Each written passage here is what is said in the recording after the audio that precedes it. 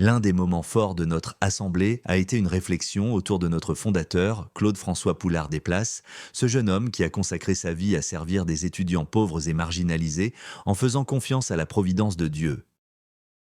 À cette question, que peut nous enseigner son exemple aujourd'hui sur la manière de vivre une vie pleine de sens dans notre monde?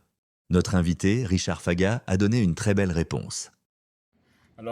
Bonjour chers amis, je m'appelle le Père Richard Faga, je suis spiritain et je travaille en France dans une ville qui s'appelle Rennes. Alors Rennes est très important pour nous spiritains parce que c'est la ville natale de notre premier fondateur qui s'appelle Claude François Poulard Desplaces. Et Claude François Poulard Desplaces est décédé très jeune.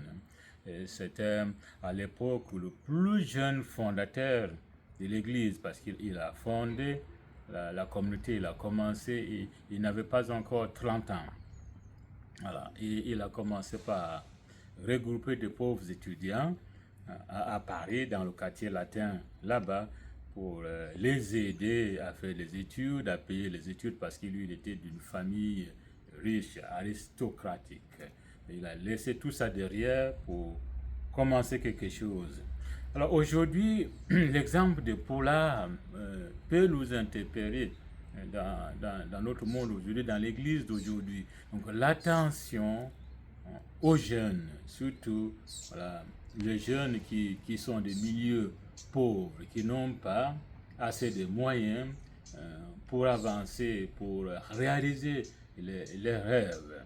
Alors, Paula se présente comme une figure spirituelle qui interpelle aujourd'hui dans ce que nous pouvons faire dans notre église aujourd'hui, surtout les spiritains, mais aussi voilà, les associés, tous ceux qui gravitent autour de nous, nos collaborateurs, ayant beaucoup, voilà, faisons attention à la jeunesse, surtout la jeunesse, ceux qui n'ont pas beaucoup de possibilités, beaucoup de moyens, pour qu'ils avancent, qu'ils prennent leur place dans notre église. Alors, je vous invite à rejoindre la province de Suisse pour travailler dans ce sens. Merci beaucoup.